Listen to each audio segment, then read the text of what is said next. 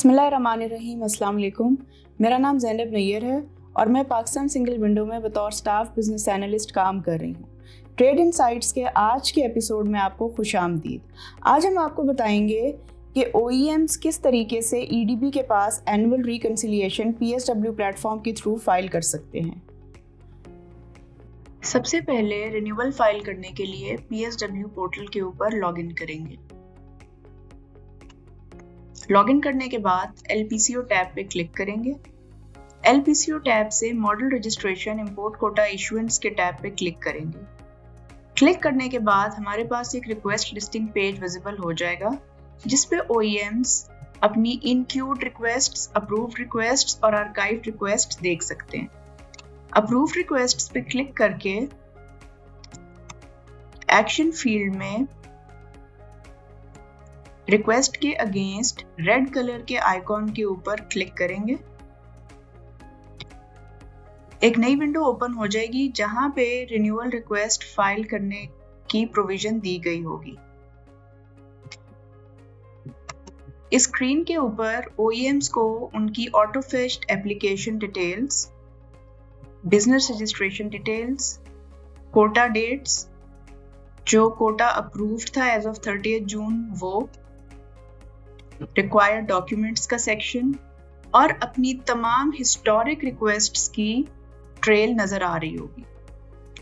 Reconciliation file करने के लिए अपलोड कोटा फॉर्मेट में जाके डाउनलोड करेंगे एक्सेल फाइल।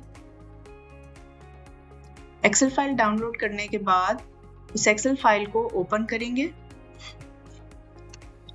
ओपन करने के बाद OEMs को जो इंफॉर्मेशन नजर आ रही होगी वो है vehicle HS code, vehicle HS code description, vehicle model description, last approved quantity, unit of measurement, respective PCT heading, part name description as per parts catalogue, part number, name of assembly, sub assembly, input quantity per vehicle, opening balance, imported during last year, total available quantity, vehicle produced during the year, consumed during the year, balance, material transferred to, material transferred from, material procured locally, closing balance, total approved quantity as of 30th June, requested quantity per annum, custom duty rate applicable, additional duty, total approved quantity per annum, SRO order number, SRO serial, SRO table,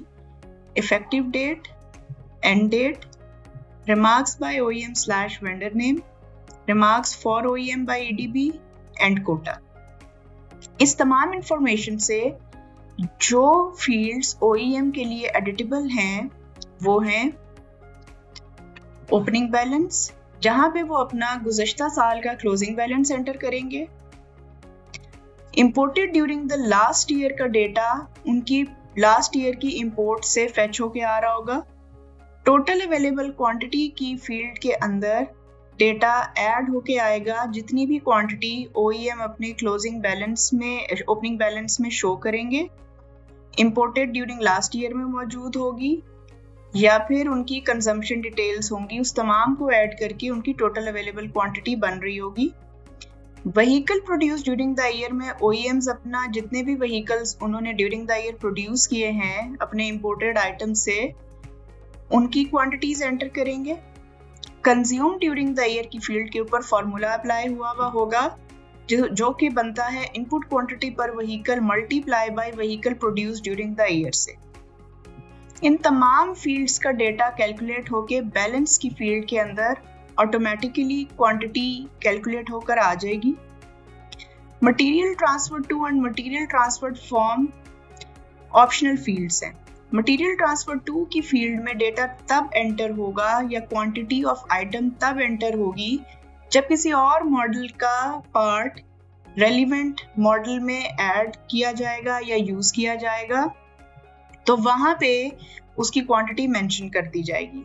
material transfer from में जिस model से item use किया जाएगा उस model के against वो quantity mention कर दी जाएगी। मटेरियल प्रोक्योर्ड लोकली में वो आइटम्स जिनको लोकली प्रोक्योर किया गया है उनकी क्वांटिटी मेंशन की जाएगी। क्लोजिंग बैलेंस की फील्ड में डेटा ऑटोमेटिकली कैलकुलेट होकर पॉपुलेट होगा। Total approved quantity as of 30th June auto fetch होगी। OEMs requested quantity per annum की फील्ड के अंदर डेटा एंटर कर सकते हैं कि वो पूरे साल की कितनी क्वांटिटी अवेल करना चाहते हैं। इसके अलावा OEMs के पास ये प्रोविजन होगी कि रिमार्क्स बाय OEM की फील्ड में अगर वो किसी रिस्पेक्टिव रिकॉर्ड के अगेंस्ट कोई भी रिमार्क्स देना चाहते हैं तो वो दे सकते हैं। लेकिन अगर वो material transferred to, material transferred from, material procured locally की किसी भी एक फील्ड में डेटा एंटर करते हैं तो रिमार्क्स बाय OEM की फील्ड मैंडेटरी हो जाएगी कि उसमें जस्टिफिकेशन प्रोवाइड की जाए।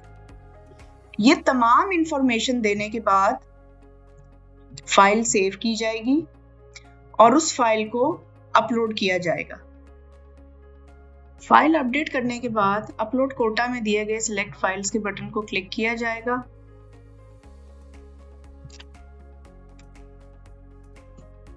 फाइल सिलेक्ट की जाएगी। फाइल के सक्सेसफुली अपलोड होने के बाद रेलेवेंट डॉक्यूमेंट्स को अटैच किया जाएगा।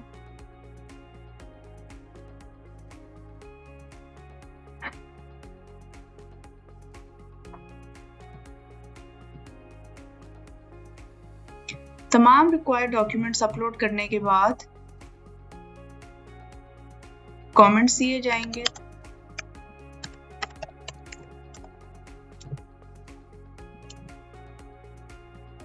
और सबमिट के बटन पे क्लिक करके एप्लीकेशन को EDB को सबमिट कर दिया जाएगा। मज़ीद मालूमात के लिए देखते रहिए ट्रेड इनसाइट्स या दी गई कॉन्टैक्ट डिटेल्स पे हमारी सपोर्ट टीम से राब्ता कीजिए। शुक्रिया।